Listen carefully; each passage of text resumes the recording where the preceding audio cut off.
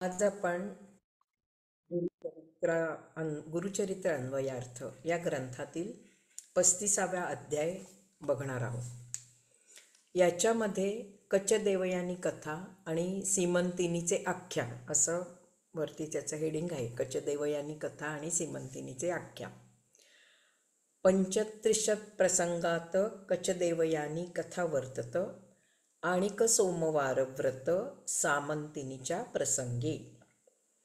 म्हणजे काय तर आपल्याला ह्याच्यामध्ये एक व्रत सांगितलेलं आहे. सीमंतिनीच्या आख्यानापासून व्रत एक सांगितलेलं आहे आणि कचदेवयानी ही जी कथा आहे त्याच्यामधून आपल्याला मंत्र सामर्थ्य काय आहे, मंत्राबद्दल माहिती दिलेली आहे. तर बघूया आता. अतिशय छान आणि वेगळंच जरा आपल्याला माहिती ह्याच्यात मिळणार आहे. माहूरचा दत्त ब्राह्मण व त्याची पतिव्रता स्त्री या दंपतीला म्हणजे या जोडप्याला श्री नृसिंह सरस्वती सद्गुरूंनी रुद्राध्याय विस्तारपूर्वक सांगितला. पूर्वीच्या अध्यायातला संदर्भ इथे देऊनच हा पुढचा अध्याय नेहमी सुरू होतो. तर त्यांनी काय सांगितलं, रुद्राध्याय विस्तारपूर्वक सांगितला. आपण पण बघितलं 33 आणि 34 ह्या भागामध्ये रुद्राविषयी सगळी माहिती दिलेली आहे. रुद्रामुळे, रुद्र सुक्त म्हटल्यामुळे किंवा रुद्राक्ष जवळ बाळगल्यामुळे, रुद्राक्ष धारण केल्यामुळे काय फायदा होतो, आपल्याला कसं पुण्य लागतं, आपल्याला कसं वैराग्य येतं की ज्या वैराग्याची आपल्याला जरूर आहे पुढे जन्ममरणाच्या फेऱ्यातून मुक्त होण्यासाठी. ते वैराग्य कसं मिळवायचं किंवा कसं येतं रुद्राक्ष धारण केल्यामुळे, ते सर्व भाग आधीच्या 2 ह्याच्यामध्ये आला. तर आता ती दंपती म्हणते, गुरुचरित्र ऐकण्याची माझ्या मनाला ओढच लागली आहे. तेव्हा पुढे काय घडले ते सविस्तर सांगा. मग ती स्त्री म्हणाली, आमचे पुढे कसे होईल, आम्ही पुढे काय करावे, आम्हाला पुढे चांगली गती मिळावी म्हणून आपण आम्हाला एखाद्या मंत्राचा उपदेश द्या की ज्यामुळे आम्हाला आपल्या चरणांची सतत आठवण होत राहील.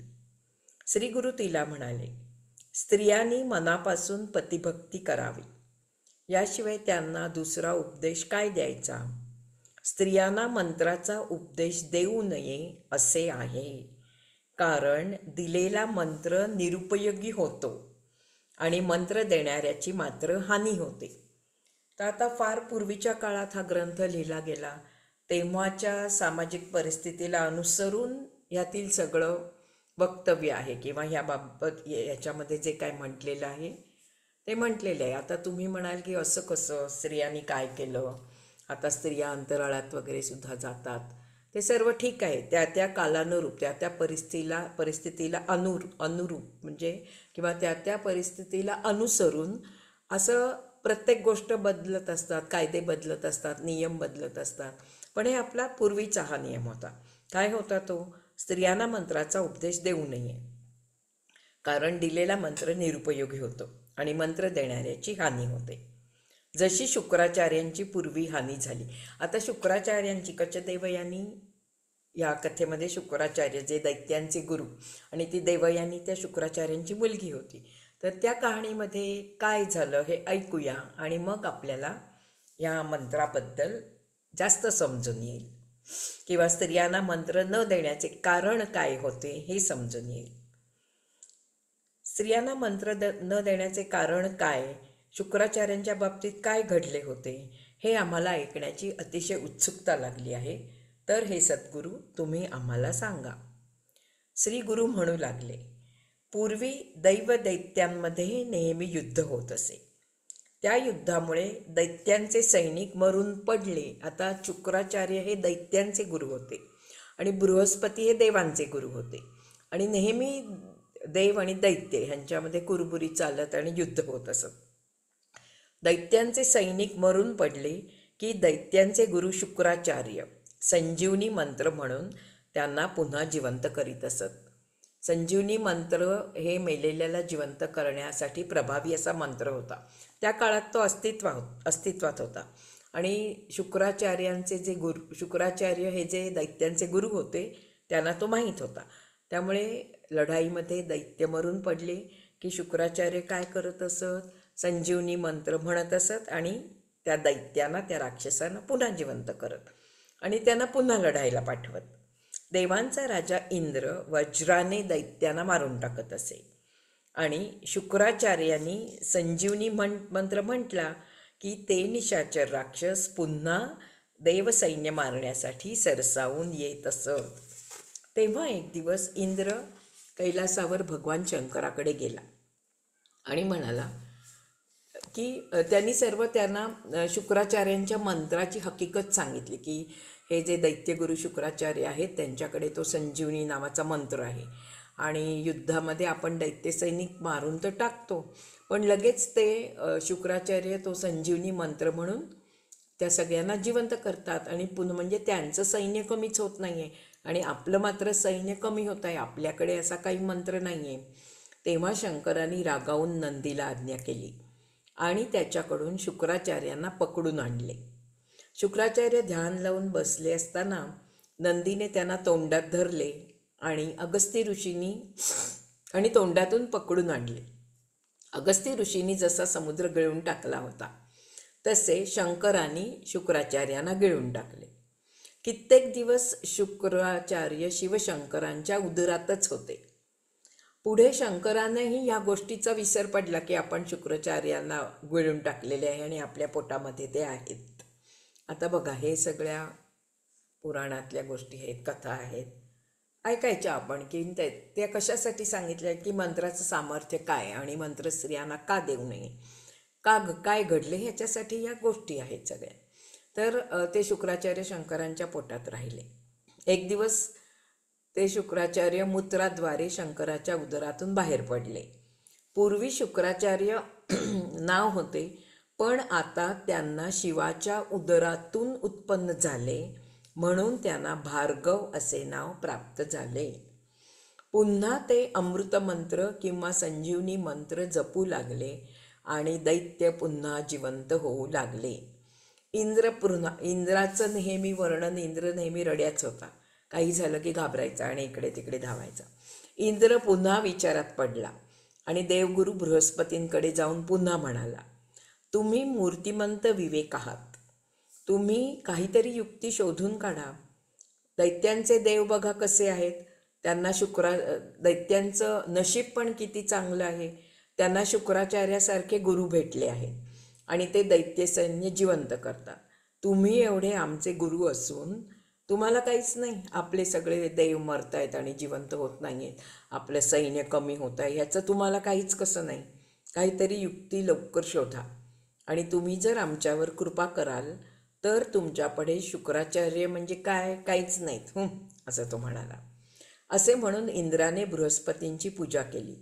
बृहस्पती अतिशय संतुष्ट झाले. ते इंद्राला म्हणाले, शुक्राचार्यांचा मंत्र जर षटकरणी झाला तर त्या मंत्राचे सामर्थ्य जाईल. आता हे अतिशय महत्त्वाचं आहे. शुक्राचार्यांचा मंत्र, कोणताही मंत्र असला आणि तो षटकरणी झाला तर त्याचे सामर्थ्य जाते, अशी पूर्वी प्रथा होती, पूर्वी समजूत होती. आता षटकर्णी होणे म्हणजे काय, 6 कानांवर पडणे, षटकर्ण. 3 माणसांनी जरी तो मंत्र ऐकला, प्रत्येकाचे 2 कान, कळलं, 3 माणसांनी तो मंत्र ऐकला तर तो षटकर्णी झाला असे म्हणतात. आणि एखादी गोष्ट षटकर्णी झाली, गवगवा झाला त्याचा, पसरली एखादी गोष्ट इकडे तिकडे, तर ती षटकर्णी होते. आपल्या आत्तासुद्धा ती हा वाक्प्रचार रूढ आहे, सगळी गोष्ट षटकर्णी झाली, सगळ्यांना माहिती झाली. सगळ्यांना म्हणजे आता षटकर्णी म्हणजे काय, 3 जणांना जरी माहिती झाली तरी संपलं, ती सगळ्यांना माहिती झाली असंच धरलं जात असे. आणि शुक्राचार्यांचा मंत्र जो संजीवनी मंत्र होता तो षटकर्णी झाला तर मंत्राचे सामर्थ्य निघून जाईल. तर आपण काय करूया, कपटवेशाने, म्हणून बघा गुरुमंत्र देताना तो कानात सांगायचा असतो आणि जो आपल्याला मंत्र मिळालेला आहे तो कोणालाही सांगायचा नसतो, तो गुप्त असतो, गुप्त ठेवायचा असतो. कारण काय आहे, कारण जर तो इतरांना कळला, षटकर्णी झाला, तर तो निष्प्रभ होऊन जातो, त्याचे सामर्थ्य नष्ट होते. कपटवेशाने विद्यार्थी म्हणून आपण कोणाला तरी शुक्रापाशी पाठवावे.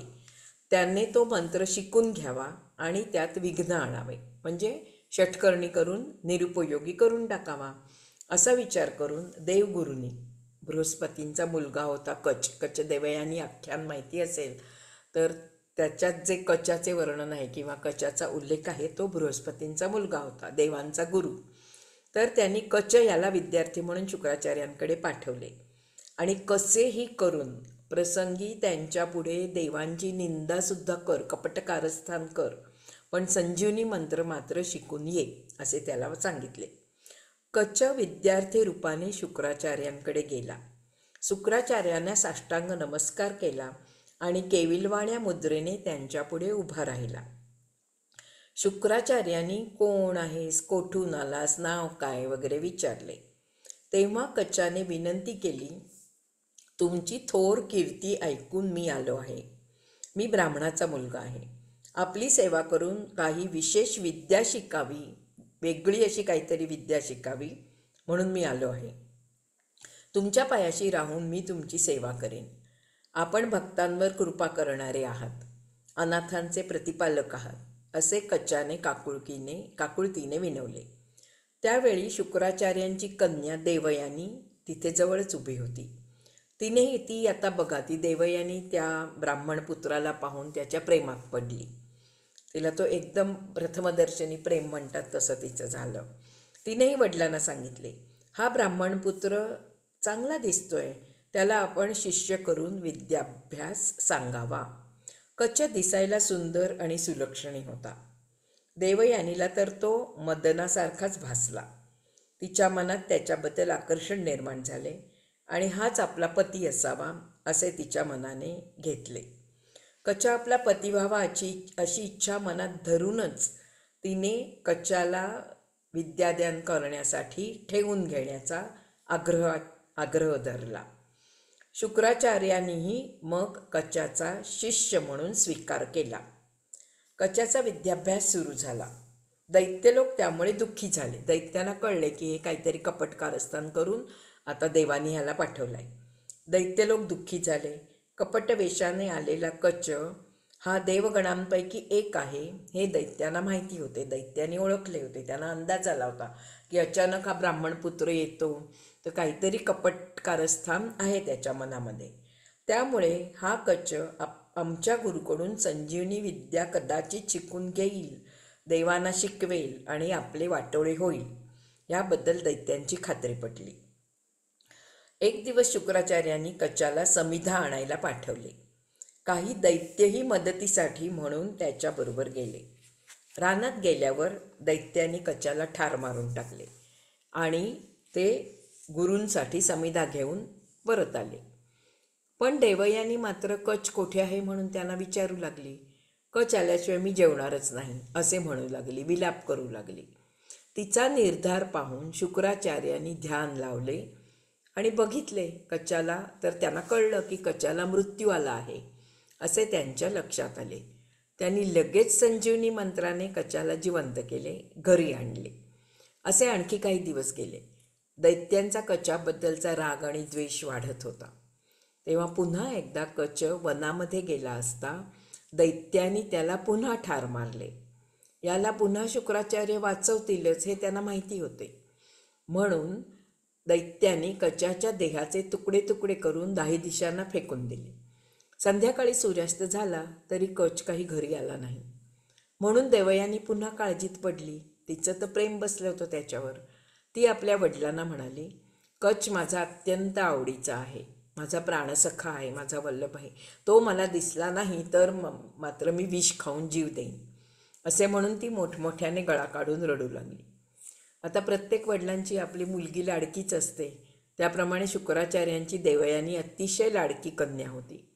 तिला दुःखी झालेली पाहून शुक्राचार्य पुन्हा कळवळले, पुन्हा ध्यान लावले, ज्ञानदृष्टीने पाहिले आणि कचाला छिन्नविछिन्न करण्यात आले असल्याचे त्यांच्या लक्षात आले.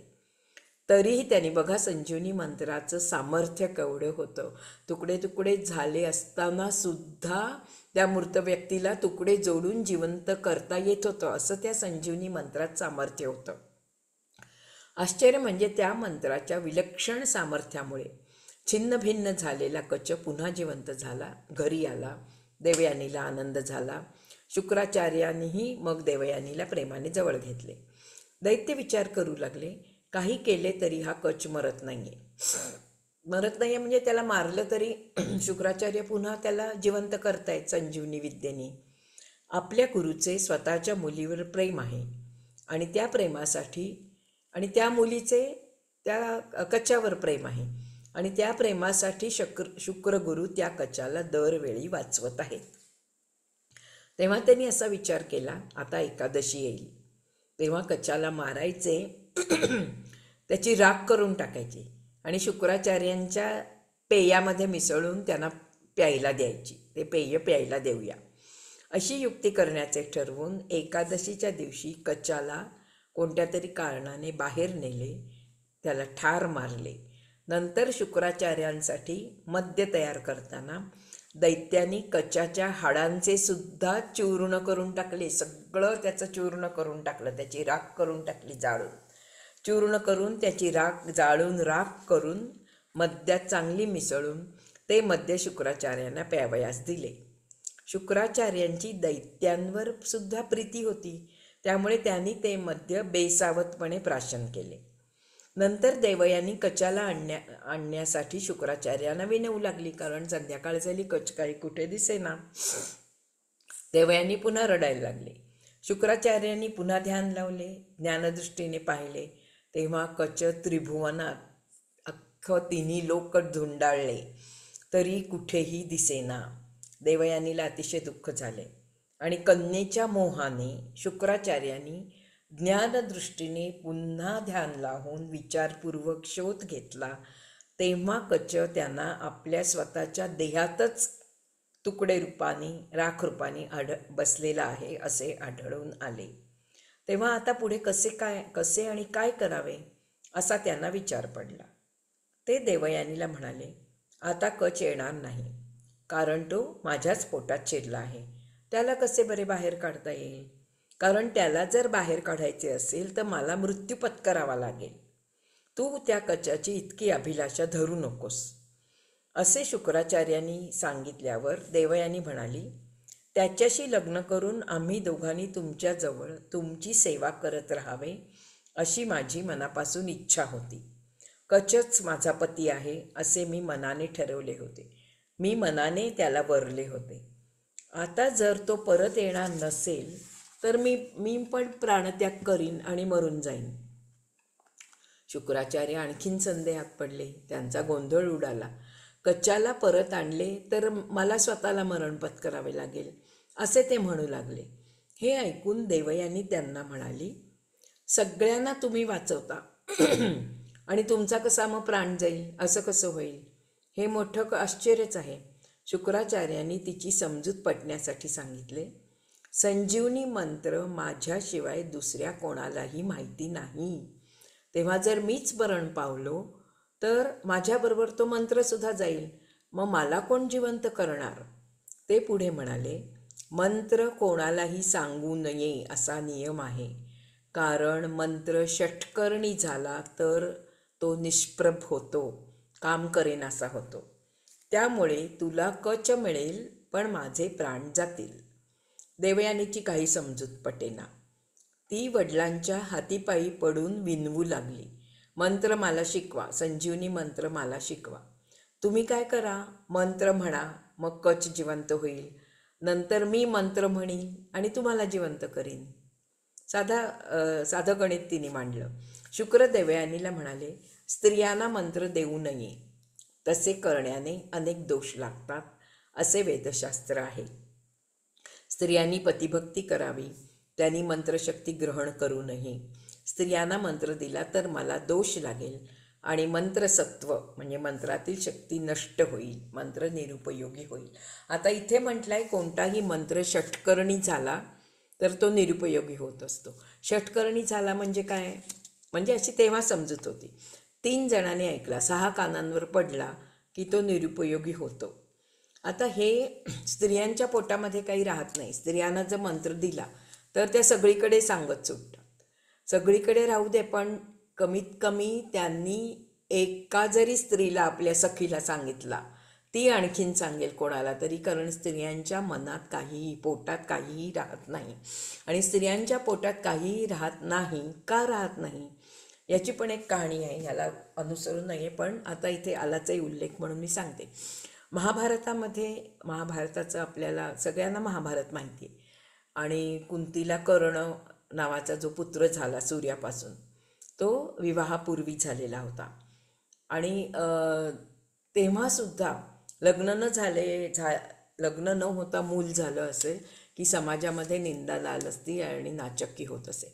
त्यामुळे त्यांनी तो पुत्र झाल्यानंतर कुंतीकडच्या लोकांनी सगळ्यांनी, कुंती तिचे आईवडील वगैरे, एक टोपलं करून त्याच्यात त्या पुत्राला, त्या बाळाला ठेवलं होतं आणि नदीमध्ये सोडून दिलं होतं. आणि मग तो कर्ण त्या सुतपुत्राला सापडला वगैरे, सगळी गोष्ट तुम्हाला माहिती आहे. आणि कुंतीनी आपल्याला एक पुत्र आहे, 5 पांडव नंतर झाले, त्यातला युधिष्ठिर मोठा, तर आपल्याला आणखीन एक पुत्र आहे, 6वा पुत्र आहे, 6वा पांडव आहे, हे इतकं गुपित ठेवलं होतं. तिच्या घरच्यांना माहितीच होतं ते, पण नंतर ती लग्न करून इकडे आल्यानंतर इतकं ते गुपित ठेवलं होतं, कोणालाही माहिती नव्हतं, कोणालाही सांगितलं नाही, आपल्या पुत्रांना सांगितलं नाही. शेवटी जेव्हा महाभारत युद्ध झालं आणि पुत्र आपले मरणार, कर्ण खूप शूर होता, तर आपल्या पुत्रांचा जीव जाईल या युद्धामध्ये, हे माहिती झाल्यावर कृष्णाने तिला सांगितलं की तू आता सांगून टाक की कर्ण तुझाच पुत्र आहे, आणि युधिष्ठिराला सांगून टाक, आणि मग कर्णाला पण सांगून टाक, म्हणजे तो तुमच्याकडे येईल आणि युधिष्ठिर वगैरे पण त्याला आपला भाऊ म्हणून घेतील, आणि कर्णाला पण कळेल की हे सगळे आपले भाऊ आहेत, ते तो मारणार नाही त्यांना. असं म्हणून शेवटी कुंती जाते, आणखीन कर्णाला सांगते की तू 6वा पांडव आहेस, तू पहिला पुत्र आहेस वगैरे वगैरे. आणि जेव्हा नंतर कर्ण जेव्हा मृत्यू पावतो, पुढचं आख्यान आता मी सांगत नाही, कर्ण मृत्यू पावतो, रथाचं चाक जमिनीत अडकतं वगैरे, आणि श्रीकृष्ण सांगतो पार्थाला बाण मार आणि त्याला मारून टाक. तर त्याच्यानंतर युधिष्ठिराला कळतं की हा आपला मोठा भाऊ होता, आणि तरीसुद्धा आईने आपल्याला सांगितलं नाही. तर त्याला खूप राग येतो आणि तो म्हणतो की आज मी सर्व स्त्रियांना शाप देत आहे, अख्खं जन्मभर तू हे मनामध्ये पोटात ठेवून दिलंस गुपित की आम्हाला एक आणखीन मोठा भाऊ आहे, आणि तू आमच्याकडून पातक, आमच्या भावाला मारण्याचं केनं प्रकारेनं पातक घडवून आणलंस, तर मी तुला शाप देतो, सर्व स्त्री जातीला शाप देतो की स्त्रियांच्या पोटामध्ये काहीही राहणार नाही. त्यांना कुठचीही बातमी कळली की लगेच त्या दुसऱ्याला सांगतात. आहे ना असं आत्तासुद्धा म्हणतात ना, पोटात स्त्रियांच्या काही राहत नाही, का तर ते युधिष्ठिराने दिलेल्या शापामुळे.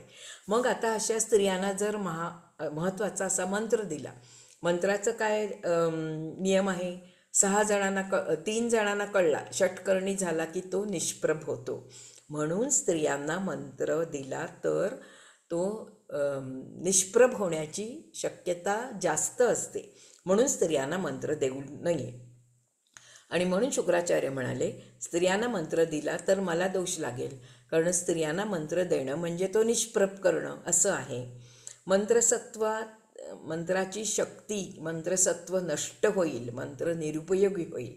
तेव्हा देवयानी म्हणाली, तुम्ही सुखेने व आपले मंत्र सामर्थ्य सांभाळत बसा, मी मात्र कच्चा वाचून राहणार नाही, असे म्हणून ती बेशुद्ध पडली. शुक्राचार्य गडबडले, त्यांचे मुलीवर फार प्रेम होते, त्यांनी तिला बेशुद्धीतून शुद्धीवर आणले, पोटाशी धरले आणि तिला संजीवनी मंत्र सांगितला. 2 कानांवर पडला, संजीवनी मंत्र सांगितला. शुक्राचार्यांच्या पोटात होता ना तो कच शुक्राचार्यांच्या, त्यांनी पण तो मंत्र ऐकला, त्याच्याही कानांवर पडला, 2 2 4 कान, 4 असा तो आणखीन त्या शुक्राचार्यांच्या पोटात असलेल्या कचाला कळला, त्यांच्या कन्येच्या कानावर पडला देवयानीला, आणि सांगताना स्वतः शुक्राचार्यांच्या कानावर पडला. मंत्र षटकर्णी झाला. मग शुक्राचार्यांनी कच्चाला जिवंत करण्यासाठी मंत्राचा जप सुरू केला. शुक्राचार्यांचे पोट फाडून कच बाहेर आला. देवयानीने शुक्राचार्यांना जिवंत करण्यासाठी त्या मंत्राचा आणखी एकदा उच्चार केला. बघा, आधी शुक्राचार्यांनी तिला सांगितला, तो तिला कळला. कच पोटात होता त्याला कळला. मग संजीवनी मंत्र म्हटल्यानंतर पोट फाडून कच बाहेर आला. देवयानीने शुक्राचार्यांना जिवंत करण्यासाठी पुन्हा एकदा मंत्र उच्चारला. शुक्राचार्य जिवंत झाले आणि त्याच वेळी संजीवनी मंत्र निस्तेज झाला, कारण 6 कानांवर तो पडला होता. अशा तऱ्हेने संजीवनी मंत्र 3 वेळा कचाला ऐकायला मिळाला. एकदा शुक्राचार्यांनी देवयानीला सांगितला, देवयानींनी तो म्हटला, आपल्या यांना पित्याला जिवंत करण्यासाठी. पुन्हा कचाच्या कानावर पडला. शुक्राचार्यांनी तो म्हटला कचाला जिवंत करण्यासाठी. कच बाहेर आला. पुन्हा त्याच्या कानावर पडला. पुन्हा देवयानींनी आपल्या वडिलांना जिवंत करण्यासाठी म्हटला. अशा तऱ्हेने तो मंत्र षटकर्णी झाला आणि कचाला तो ऐकायला मिळाला. कचाला तो मंत्र ऐकायला मिळाला आणि त्यांनी तो ग्रहण केला आणि पाठ करून ठेवला. मंत्र आत्मसात झाल्यावर कचाला आपले कार्य साधले असे समाधान वाटले.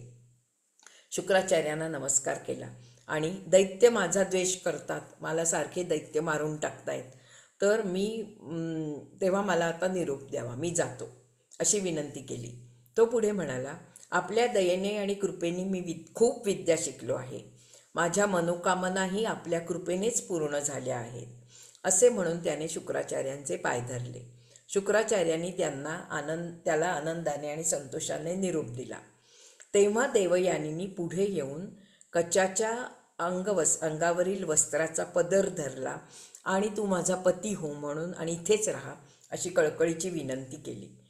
तुला सगळ्या दैत्यांनी अनेकदा ठार मारले, पण मी आग्रह धरून तुझे प्राण प्रत्येक वेळी मीच वाचवलेले आहे. माझ्या वडिलांजवळच तू विद्या शिकलेला आहेस, तेव्हा आता तू माझ्याशी लग्न कर. कच तिला म्हणाला, गुरुकन्या बघा, गुरुकन्या ही बहिणीसारखी असते, भगिनी समान असते, गुरुची मुलगी. तिच्यावर प्रेम करायचं नाही, तिच्याशी लग्न करायचं नाही. तू माझे प्राण वाचवलेस, त्यामुळे तू मला माते समान आहेस.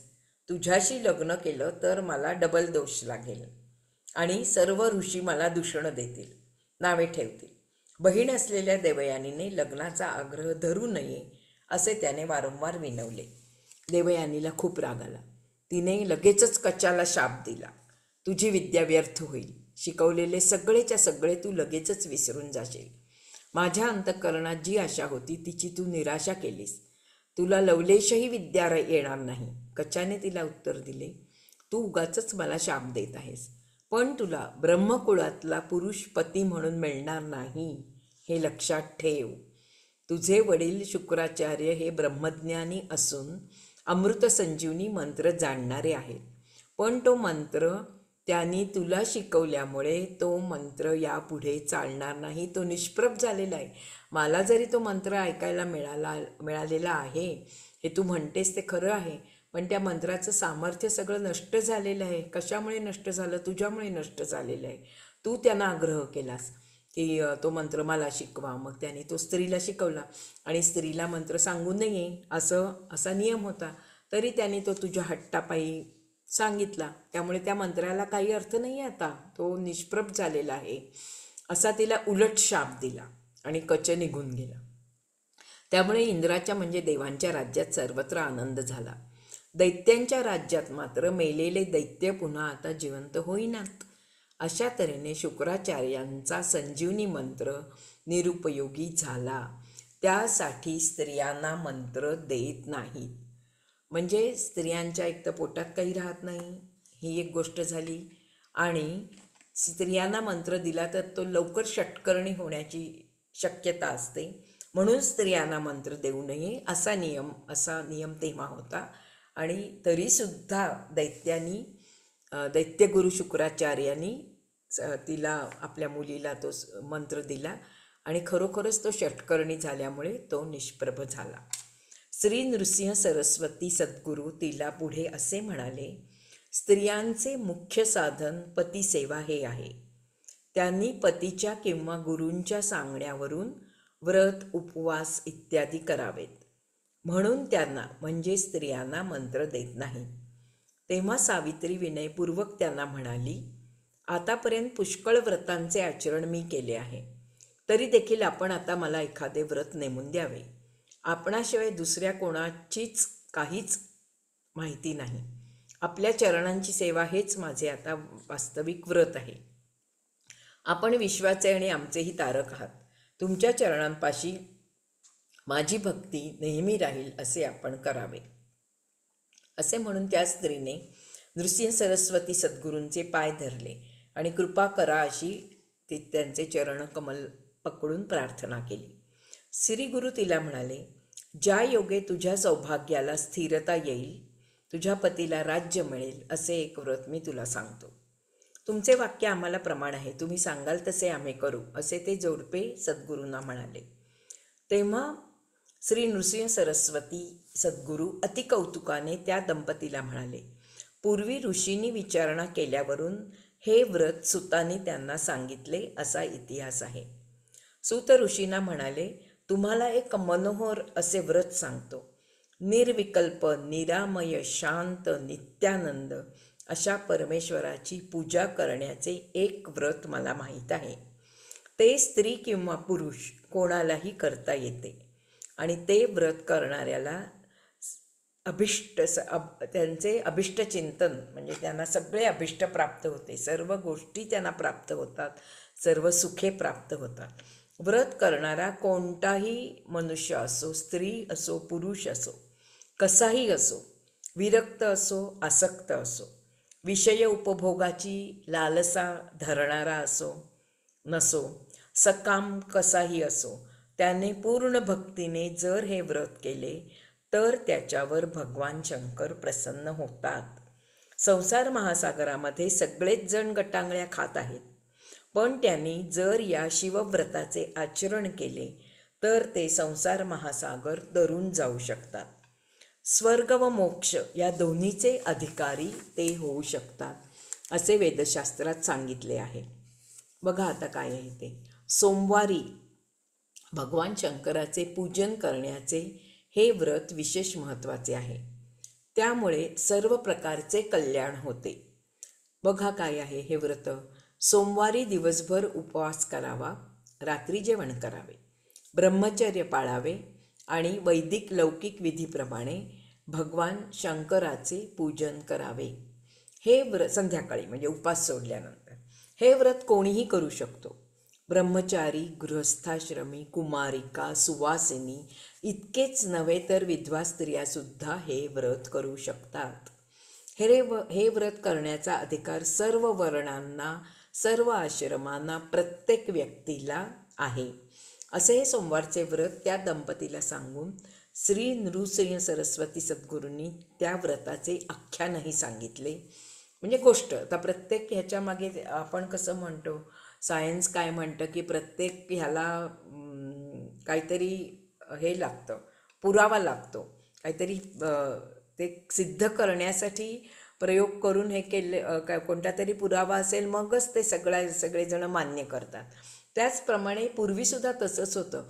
तर त्या व्रतांचं आख्यान मी सांगतो तुम्हाला, सांगितलं, पण ते कशामुळे हे व्रत करून आपल्याला फायदा होतो ह्याचा पुरावा काय आहे, ह्याच्यासाठी सीमंतिनीचे आख्यान आहे, सीमंतिनीची गोष्ट आहे, सीमंतिनीचे उदाहरण आहे, ते स्कंदपुराणात दिलेले आहे. तर आता बघा, एक आपण कचदेवयानीचं आख्यान बघितलं. आख्यान गोष्ट उदाहरण की एखादा नियम सिद्ध करण्यासाठी दिलेलं उदाहरण आहे ते. तर कचदेवयानी ह्याच्यामध्ये आपण 2 गोष्टी बघितल्या. स्त्रियांना व्रत सांगू नये, कारण नियम काय होता, स्त्रियांना मंत्र सांगू नये.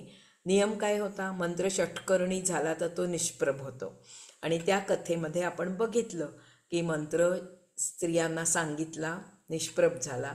का निष्प्रभ झाला, तो तिला सांगताना तो षटकर्णी झाला, म्हणून तो निष्प्रभ झाला.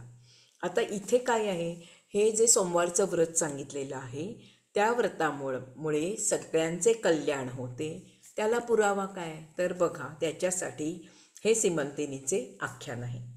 पूर्वी आर्यावर्तामध्ये, आख्यान म्हणजे गोष्ट, उदाहरण, पूर्वी आर्यावर्तामध्ये चित्रवर्मा नावाचा एक धर्मात्मा राजा होऊन गेला. तो स्वतः धर्ममार्गाचे आचरण करीत असे. अधर्माने वागणाऱ्यांना तो शासन करीत असे. त्याने अनेक पुण्यकृत्ये केली. सर्व तऱ्हेच्या संपदेची वृद्धी केली. अत्यंत शूर असल्यामुळे आपल्या पराक्रमाने त्याने सर्व शत्रूंना जिंकून घेतले. त्याला संतती नसल्यामुळे आपल्या पत्नीसह पुत्रकाम्याने म्हणजे पुत्रप्राप्तीसाठी अनेक धर्मकृत्ये त्यांनी केली. पुत्रकाम्या म्हणजे कामना म्हणजे इच्छा, पुत्र व्हावा ही इच्छा मनात धरून त्यांनी अनेक व्रतवैकल्य केली, अनेक धर्मकृत्ये केली. त्यांचे फळ म्हणून त्याला एक कन्या झाली. ती कन्या सुंदर आणि सुलक्षणी होती. एवढेच नव्हे तर ती पार्वतीप्रमाणे अतिलावण्यवती असून तिचे तेज सूर्यकिरणांप्रमाणे सर्वत्र प्रकाशमान असे. तिचे जातक वर्तवण्यासाठी, जातक म्हणजे भविष्य, तिचे जातक वर्तवण्यासाठी चित्रवर्मा राजाने बऱ्याच ज्योतिषांना बोलवले. त्या सर्वांनी तिचे भविष्य पुष्कळ चांगले सांगितले. तिचे नाव सीमंतिनी असे होते. ती पार्वतीप्रमाणे पवित्र आणि दमयंतीप्रमाणे रूपमती होईल. भागीरथीप्रमाणे कीर्ती असलेली होईल. लक्ष्मीप्रमाणे गुणांनी समृद्ध असलेली, देवमाता आदितीप्रमाणे ज्ञानी असलेली, सीतेप्रमाणे पतिव्रता असलेली अशी ती सीमंतिनी होईल असे सगळ्या ज्योतिषांनी दरबारात येऊन राजाला सांगितले. तिची कांती सूर्याप्रमाणे, तिची मनःशांती चंद्राप्रमाणे राहील. ती पतीसहित 10,000 वर्षे राज्य करेल असेही भविष्य सांगण्यात आले. हे तिचे भविष्य ऐकून राजा फारच आनंदित झाला. त्याने ज्योतिषांना भरपूर दानदक्षिणा दिली. असे असताना त्या राजसभेत एक ब्राह्मण किंचितही भीती न बाळगता उभा राहिला आणि त्याने राजाला सांगितले, हे राजा, माझे वचन ऐक. या तुझ्या कन्येला 14व्या वर्षी वैधव्य येणार आहे. असे सांगून तो ब्राह्मण निघून गेला, नाहीसा झाला. हे त्या ब्राह्मणाचे म्हणणे ऐकून राजाला फारच दुःख झाले. तो मूर्छित पडला. राजाच्या अंतःकरणात ती गोष्ट रुतून बसली आणि सर्व काही ईश्वराधीन आहे असा विचार करून त्याने आपली चिंता हलकी करण्याचा प्रयत्न चालवला. सीमंतिनीचे बालपण संपले. ती 7 वर्षाची झाली. हिला जर 14व्या वर्षीच वैधव्य येणार आहे तर हिचे लग्न आपण का करावे असा संभ्रम राजा आणि राणीला पडला. राजवाड्यात सीमंतिनी मैत्रिणींबरोबर खेळत होती. तेव्हा आपल्या आईवडिलांच्या बोलण्यातून आपल्याला 14व्या वर्षी वैधव्य येणार आहे ही गोष्ट तिला कळली आणि तिचेही मन त्यावर विचार करू लागले. हा विचार सतत त्या छोट्या मुलीच्या मनात येत असे. असे होता होता एक दिवस याज्ञवल्क ऋषींची पत्नी मैत्रेयी त्या राजवाड्यात आली. तेव्हा राजकन्या सीमंतिनीने त्या ऋषीपत्नी मैत्रेयीला वंदन केले आणि म्हणाली, हे माते, माझा तू प्रतिपाळ कर, असे हात जोडून सांगितले. मैत्रेयीने तिला धीर देऊन सांगितले, उमारमण श्री शंकरांना तू शरण जा, तुझे सौभाग्य स्थिर राहील. सीमंतिनीने आणखी विचारल्यावर मैत्रेयीने तिला सोमवारी उपास करून शंकराचे पूजन कर, जे वरती उल्लेख आहे ना, ते मैत्रेयीने तिला हे व्रत सांगितले की तू सोमवारचा उपास कर आणि शंकराचे पूजन कर असे व्रत दिले. स्वच्छ स्नान करून उंची दिव्य वस्त्र नेसून मन स्थिर करून गौरी शंकराची पूजा करावी. पूजा करताना अभिषेक केल्यास पापक्षय होतो. पीठपूजा केल्यास साम्राज्य मिळते. गंधाक्षता, फुले यांनी पूजा केल्यास सौभाग्य प्राप्त होते. धूपदानाने सुगंधित्व, दीपदानाने कांती, नैवेद्य अर्पणाने भोग सामर्थ्य, तांबूलदानाने लक्ष्मीची स्थिरता, नमस्काराने चतुर्विध पुरुषार्थ, ईश्वर जपाने अष्टाऐश्वर्य, होम केला तर खजिन्यात वाढ, स्तुतिस्तवन केले तर सर्व समृद्धी, ब्राह्मण भोजनाने सर्व देवांची तृप्ती होते. असे सोमवारचे व्रत म्हणजे तेव्हा पूजा करताना कोणते कोणते उपचार केले असता कोणत्या कोणत्या सुखाची प्राप्ती होते ते ह्या मैत्रिणीने सीमंतिनीला सांगितले. मग ती म्हणाली, मुली, तू हे व्रत कर, त्यामुळे तुला पाप, क्लेश, भय इत्यादी उत्पन्न झाले तरीसुद्धा भगवान शंकर ते दूर करतील. हे ऐकून सीमंतिनीने लगेच व्रत करायचे ठरवले आणि सुरुवात केली. राजा चित्रवर्मा हे सर्व पाहत होते.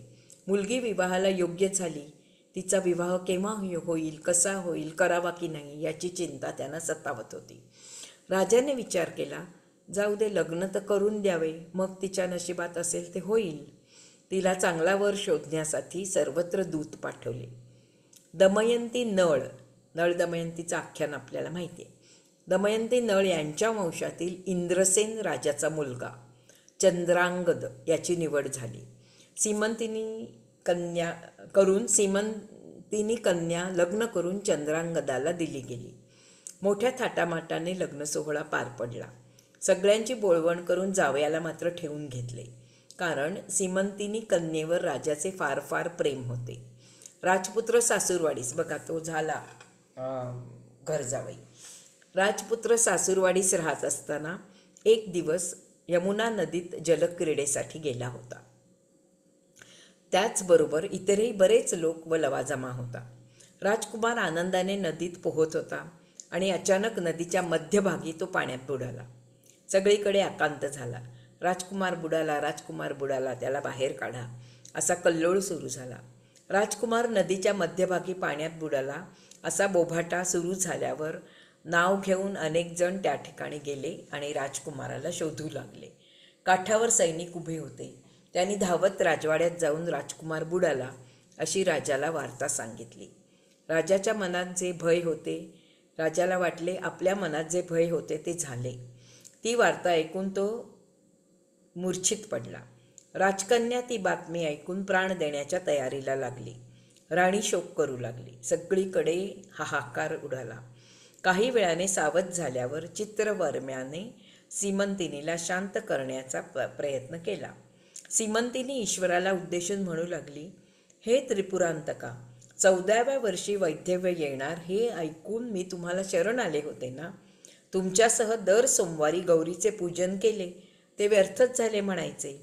हे निळकंठा, महादेवा, तुमचे देणे अक्षय असते असे मी ऐकले आहे. म्हणून बघा, आमची आजी सांगायची की शंकराचं जे व्रत असतं ना ते कधीही सोडायचं नसतं. आपण लहानपणी हरताळका व्रत करतो तर चांगला पती मिळावा, मनातला पती मिळावा म्हणून ते व्रत असतं. पण तरीसुद्धा आजी आमची म्हणायची शंकराचं व्रत कधी सोडायचं नाही, अक्षय असतं ते. म्हणून लग्न झालं, चांगला पती मिळाला तरी ते व्रत पुढे चालू ठेवायचं असतं. आता ह्याच्यात पण उल्लेख केलेला आहे, शंकराचं व्रत विधवा स्त्रियांनी पण करू शकतात. एकदा घेतलेलं व्रत सोडायचं नाही, मग वैधव्य आलं तरीसुद्धा ते व्रत चालू ठेवायचं असतं. तुमच्यासह दर सोमवारी गौरीपूजन केले ते व्यर्थ झाले काय? हे महादेवा, तुमचे देणे अक्षय असते असे ऐकले आहे. याज्ञवल्क पत्नी मैत्रेयी ही माझी गुरु आहे. तिने सांगितल्यावर मी सोमवारचे व्रत केले. मग हे असे कसे झाले? आता मी गंगेत उडी मारून प्राणत्याग करते. म्हणून सीमंतिनी शोक करू लागली. सगळे मंत्री, पुरोहित, सगळे सैन्य, सर्वत्र दुःखकळा पसरली. नावेकऱ्यांनी सगळी नदी शोधून पाहिली, पण राजकुमार चंद्रांगदांचा काही तपास लागला नाही. चंद्रांगदाचे स्वतःचे असे सेवक होते. ते दुःखाने ही बातमी चंद्रांगदाचे वडील राजा इंद्रसेन यांना सांगण्यासाठी गेले. ती बातमी ऐकून इंद्रसेन व त्याची राणी दोघेही मृत्यूस्थळी आले. तेथे दोन्ही राजे म्हणजे इंद्रसेन आणि चित्रवर्मा व दोन्ही राण्या सर्वजण मोठमोठ्याने शोक करू लागले. सर्वत्र शोककळा पसरली. सीमंतिनी वैधव्यात राहण्यापेक्षा सती जाणे चांगले असे आपल्या वडिलांना वारंवार म्हणू लागले. राजकुमार चंद्रांगदाचे प्रेत मिळाल्याशिवाय सहगमन करणे योग्य नाही असे ब्राह्मण आणि पुरोहित यांचे मत पडले. सती जाण्याचा पण विधी असतो कसा की तो जो मनुष्य असेल त्याचं प्रेत दहन करताना त्याच्याबरोबर त्या चितेमध्ये उडी घ्यायची असते. पण इथे तर काय त्याचं प्रेतच मिळालं नसतं, त्यामुळे तो मेला की नाही ह्याची खात्री नसते. त्यामुळे ब्राह्मण पुरोहित काय म्हणाले की जोपर्यंत त्याचं प्रेत मिळत नाही आणि त्याची चिता आपण ठेवत नाही त्या चितेतच सती जायचं असतं. आता हिला सती जाता येणार नाही. प्रेत सापडेपर्यंत सीमंतिनीने सती जाऊ नये असे ठरवले. जे होणार असते ते ब्रह्मदेवही टाळू शकत नाही. आता दुःख करून काय उपयोग? अशी दोन्ही राजांची मंत्री पुरोहितांनी समजूत काढण्याचा प्रयत्न केला. दोन्ही राजे आपापल्या राजवाड्यात निघून गेले. इंद्रसेनाला पुत्रशोक विसरता आला नाही. त्याचे काही राज्यकारभारात लक्ष लागेना. त्याच्या भाऊबंदांनी त्याचा फायदा घेऊन त्याचे राज्य हिरावून घेतले आणि इंद्रसेन राजाला व त्याच्या राणीला दोघांनाही कैदी बनवून बंदीखान्यात टाकले. चित्रवर्मा राजाने प्रेमाने मुलीला सांभाळण्याचे ठरवले. आपल्या घरात पुत्र नाही तेव्हा कन्येलाच पुत्र म्हणून तिचा प्रतिपाळ करावा असे ठरले. लोक निंदा करतील म्हणून सीमंतिनीने 1 वर्षभर वाट पाहून त्यानंतर विधवेचा आचार पाळावा असेही त्याने ठरवले. हे वडिलांचे सांगणे ऐकून सीमंतिनी भगवान शंकराची अधिकच काकुळतीने करुणा भागू लागली. दर सोमवारी मनपूर्वक पुन्हा व्रत करू लागली. दर सोमवारी ती उपोषण करून शिवपूजन करण्याचा नियम तिने चालू ठेवला. इकडे राजकुमार चंद्रांगद नदीत जिथे बुडाला तेथून खाली जात जात पाताळ लोकात वासुकीच्या राज्यात जाऊन पोचला. नागांचा तो वासुकी नागाचा तो प्रदेश होता पाताळात. नागकन्यांनी त्याला वासुकीच्या राजवाड्यात नेले. तेथे त्याच्यावर अमृत शिंपडून त्याला सावध केले. राजकुमार सावध झाल्यावर नागकन्यांनी त्याला तक्षक नागाकडे नेले. तेथे नागलोकातले ते विचित्र नगर पाहून राजकुमाराला आश्चर्यच वाटले. इंद्राच्या राजवाड्यात असावे तसे वैभव सर्वत्र होते. हिरे माणके रत्ने जडवलेली घरे गोपुरे विजेप्रमाणे लखलखीतपणाने चमकत होती. त्या घरांची दारे सोन्याची होती. घरातल्या जमिनी चंद्रप्रकाशाने उजळलेल्या होत्या. माणके मोती जागजागी पडले होते. असंख्य सर्प सर्वत्र फिरत होते. राजसभा ही सर्पांचीच होती. त्या सभेत मध्यभागी सर्पांचा राजा बसला होता. सूर्याप्रमाणे ते सगळीकडे फाकले होते. त्याचा फणा विजेप्रमाणे चमकत होता. अंगावर दिव्य पितांबर झळकत होता. सर्व नागांच्या मस्तकावर रत्नखचित मुकुट होते. तक्षकाच्या तर अनेक फणा अनेक मुकुटांसह चमचम करत होत्या. अनेक यौवनसंपन्न अलंकारांनी मढलेल्या राजकन्या सर्वत्र वावरत होत्या आणि तक्षकाची सेवा करत होत्या. अशा राजसभेत नागकन्यांनी राजकुमाराला आणले. राजकुमाराने तक्षकाला नमस्कार केला. तक्षकाने नागकन्यांना हा कुमार कोण, कोठून आला वगैरे विचारले. त्याला तो कुमार सुलक्षणी वाटला. नागकन्या म्हणाल्या, यमुना नदीतून वाहत वाहत हा आला म्हणून आम्ही त्याला आपल्याकडे आणले. त्याचे नाव गाव कुळ गोत्र काहीच आम्हाला माहिती नाही. मग तक्षकाने त्याला विचारले, तुझे नाव काय, तू कोणत्या देशाचा व कोणत्या वंशातला आहेस, येथे कसा काय आलास. तेव्हा राजकुमाराने आपण नैषध राज्याचा अधिपती जो सुप्रसिद्ध नळ राजा त्याच्या वंशातील आहोत असे सांगून नळराजाचा पुत्र इंद्रसेन हे आपले वडील असल्याचे सांगितले आणि आपले नाव चंद्रांगद असल्याचेही सांगितले. चित्रवर्मा राजाकडे माझी सासूरवाडी आहे. चित्रवर्माची कन्या सीमंतिनी ही माझी पत्नी आहे असे, आणि मी सासूरवाडीला राहत असताना यमुना नदीमध्ये पोहत होतो, परंतु प्रारब्ध भोगामुळे त्याच्या नशिबात लिहिलं होतं ना की हिला 14व्या वर्षी वैधव्य येणार. प्रारब्ध भोगामुळे पाण्यात बुडालो. यमुनेच्या पाण्यातून वाहत असताना नागकन्यांनी मला येथे आणले आहे असे चंद्रांगदाने. बघा, म्हणजे श्री शिवशंकराचं ती जे सोमवारी व्रत करत होती ते व्रत वाया गेलं नाही, त्याचे फळ तिला मिळालेले आहे, पण तिला कळलं नाही. आणि म्हणून ते सगळे ब्राह्मण पुरोहित म्हणतात ना, इतक्यात सती जायचं नाही. आता तोच नियम आहे, जोपर्यंत समजा खून झाला वगैरे असं जेव्हा पोलीस स्टेशनमध्ये येतं, जोपर्यंत प्रेत सापडत नाही तोपर्यंत काहीही गृहीत धरायचं नाही, वाट पाहिजे.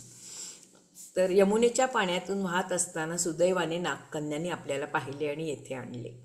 आपल्या भेटीमुळे मला धन्यता वाटली आणि माझे जीवन कृतार्थ झाले. तक्षक राजाला आनंद झाला. त्याने राजकुमाराला धीर दिला आणि भिवू नकोस असे सांगितले.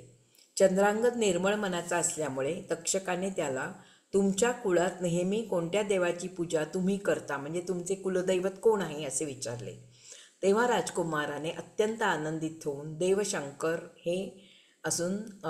हेच आमचे कुलदैवत आहे असं सांगून शंकराचा महिमा त्याच्यापुढे वर्णन केला. आता काय महिमा आहे बघा.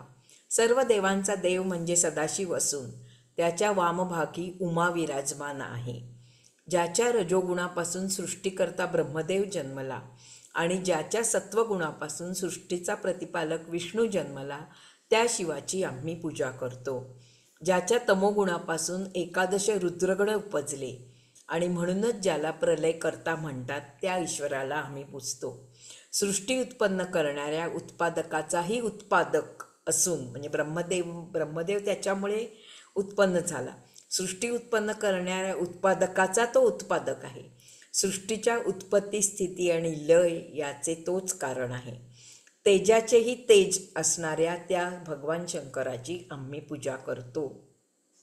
पृथ्वी, जल, तेज, वायू, आकाश या पंचमहाभूतांना व्यापून शिवाय उरलेला असा जो शिव, त्याची आम्ही पूजा करतो. सर्व भूतांमध्ये परिपूर्ण, चिन्मय, निरंजन, ज्याच्या रूपाचे चिंतन करता येत नाही अशा ईश्वराची आम्ही पूजा करतो. ज्याच्यापासून वेद उत्पन्न झाले, तक्षक, शेष ही ज्याच्या कानातील कुंडले आहेत अशा भगवान शंकराचे आम्ही पूजन करतो. हे चंद्रांगदाचे उत्तर ऐकून तक्षकाला अतिसंतोष झाला आणि त्याने त्याला सांगितले, तू येथे पाताळ लोकात राहा. तुला येथील अधिपत्य मी देईन. तू येथे अनेक प्रकारच्या भोगांचा भरपूर उपयोग घेऊ शकशील. तू येथे सुखाने राहा. मी अमूल्य अशी अनेक रत्ने तुला देईन. पाताळ लोकींची रचना तू समजून घे. येथे कल्पवृक्षासाठी सारखे अनेक वृक्ष आहेत. आमच्याकडे अमृत आहे.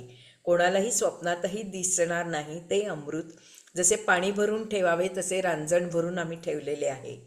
अमृताने भरलेल्या विहिरी, तळी सुद्धा इथे आहेत. येथे मृत्यूचे भय नाही, रोगपीडा नाही, स्वप्नात देखील कोणाला कळू शकणार नाही. अशी विलक्षण अशी माझी नगरी आहे. तू येथे सुखेने राहा. तक्षकाने असे म्हटल्यावर चंद्रांगदाने तक्षकाला विनंती केली, माझ्या आईवडिलांचा मी एकुलता एक मुलगा आहे. माझी भार्या अवघी 14 वर्षाची आहे आणि ती शिवपूजा करीत असते. माझे नुकतेच लग्न झालेले आहे, त्यामुळे माझे मन घराकडे ओढ घेत आहे.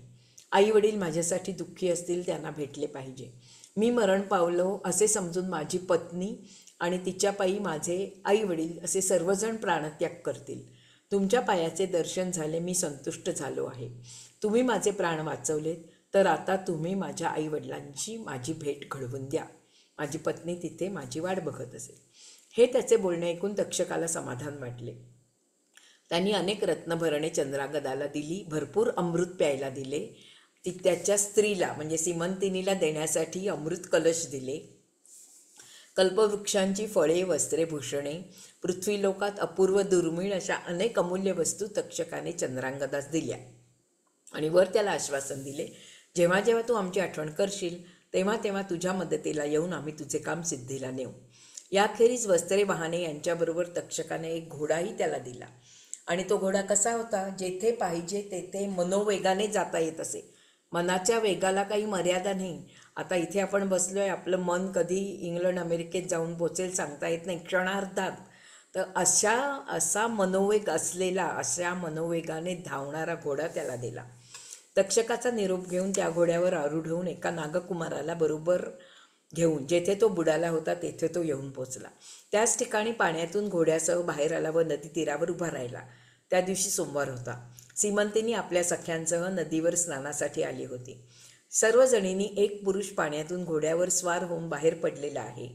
त्याच्याबरोबर नागकुमारही होता. हा कोण असावा ह्याबद्दल त्या स्त्रिया आश्चर्य व कल्पना करू लागला. त्याचे सूर्यासारखे तेजस्वी रूप, दिव्य वस्त्रे, दिव्य माळा, 10 योजनेपर्यंत पसरलेला त्याचा सुगंध, हे सर्व पाहून कोणी राक्षस मनुष्यरूप घेऊन आला नसेल असे सीमंतिनीला वाटले. घाबरत घाबरत पण हळूहळू तिचे मन थोडे स्थिर झाले व ती त्याला बारकाईने बघू लागली. आपल्या पतीसारखा याचा चेहरा असल्याचे तिला जाणवले आणि पतीचे रूप स्पष्टपणे आठवण्याचा ती प्रयत्न करू लागली. राजकुमारानेही तिच्याकडे पाहिले. ही आपली पत्नीच असावी असे त्यालाही वाटले. पण गळ्यामध्ये गळसरी, मोत्यांचे हार, हळदीची खूळ, हातात बांगड्या नाहीत, काही नाही.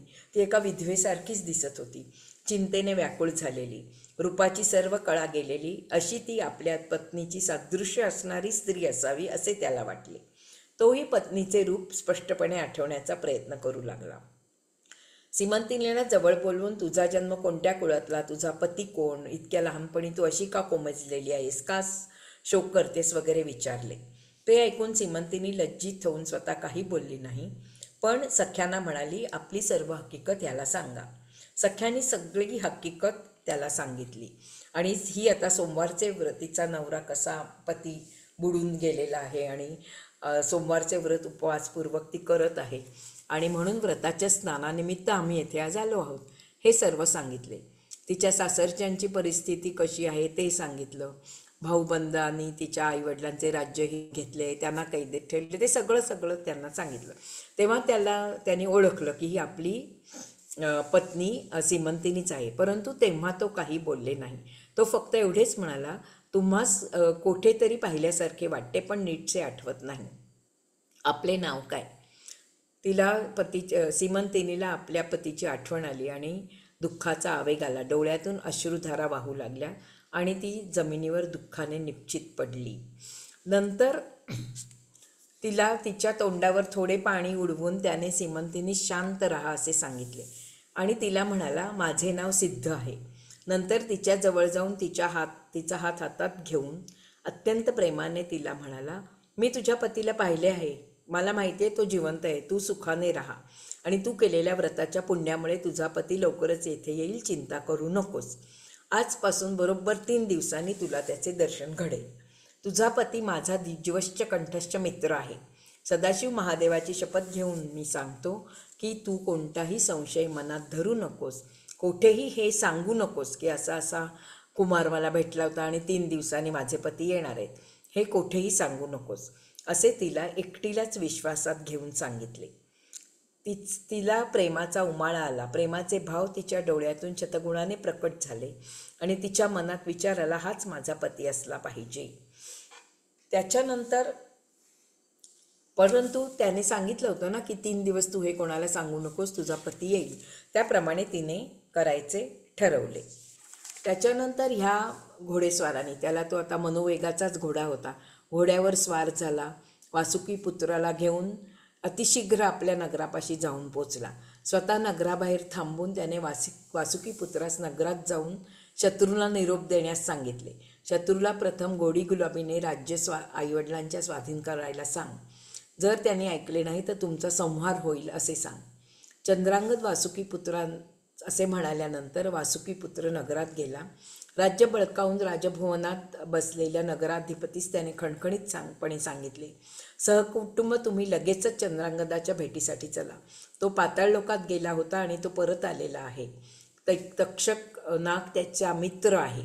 तुम्ही मात्र इकडे तो यमुना नदीत बुडाला असं खोटं सगळीकडे पसरवून स्वामींचा घात केला आहे आणि इंद्रसेनाचे राज्य हिरावून घेतले आहे.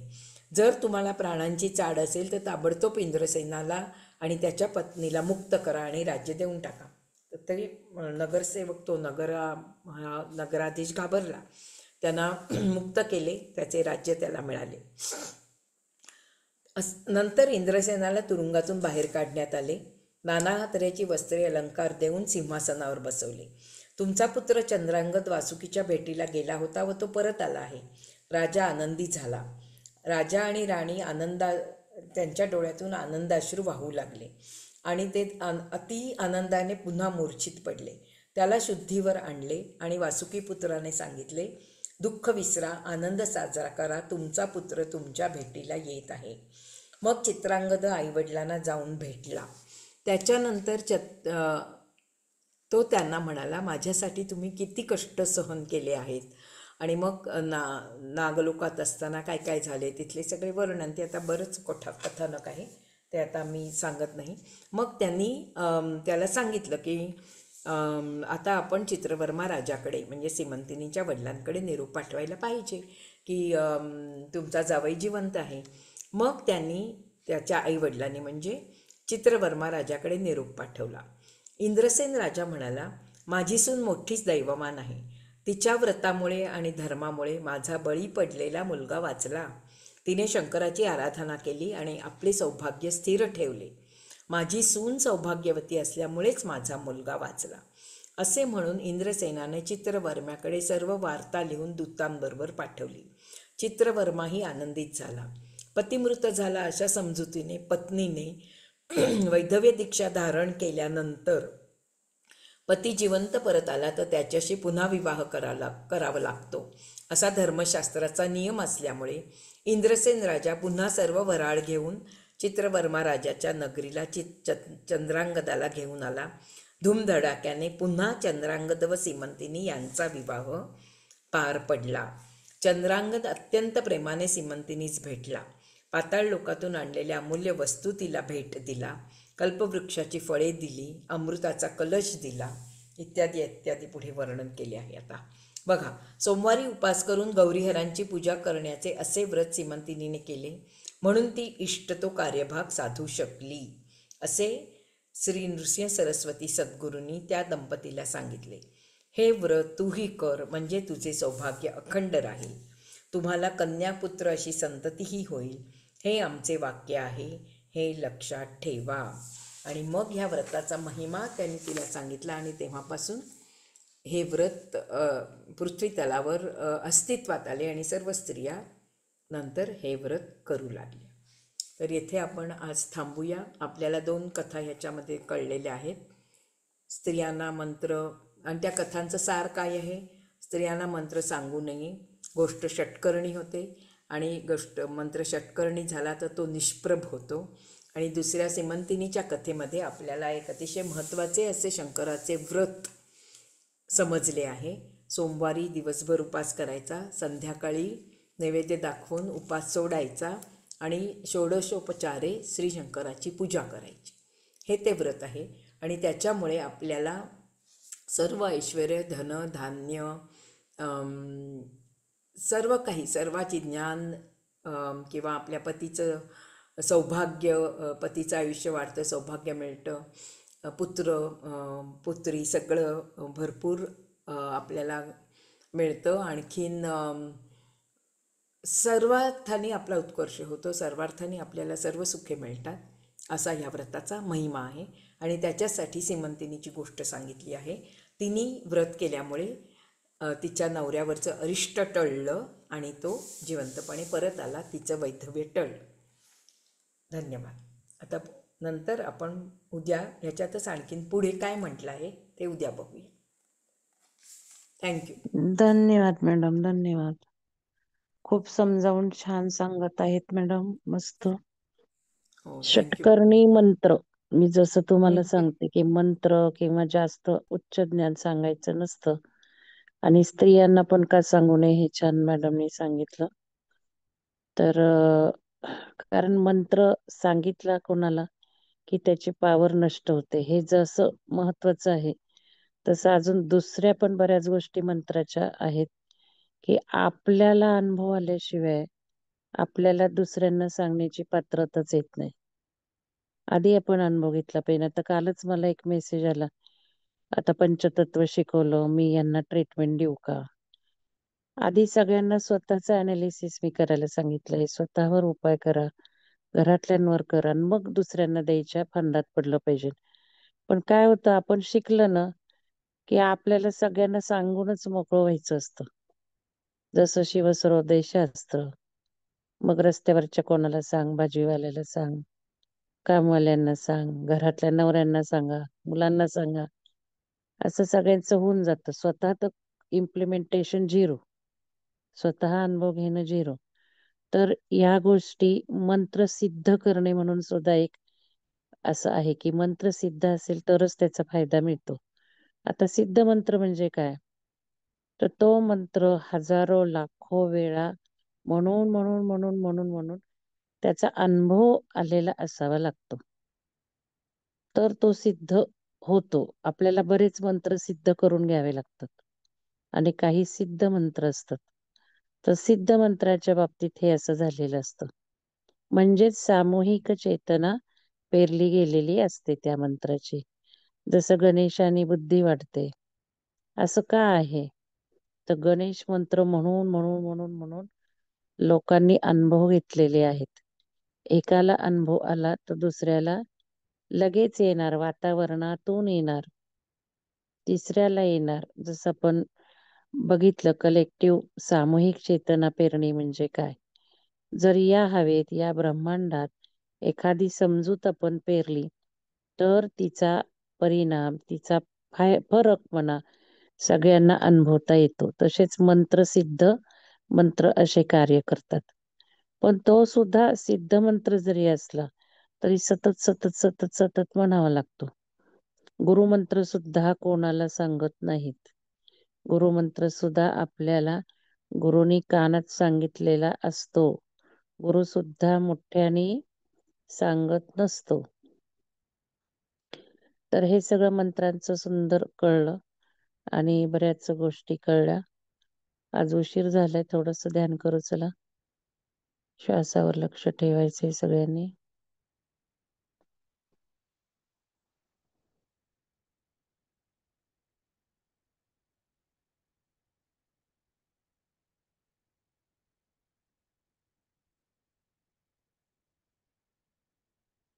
सुंदर असं बाहेर ब्रह्मांडामध्ये स्वच्छ चांदणं पसरलं आहे.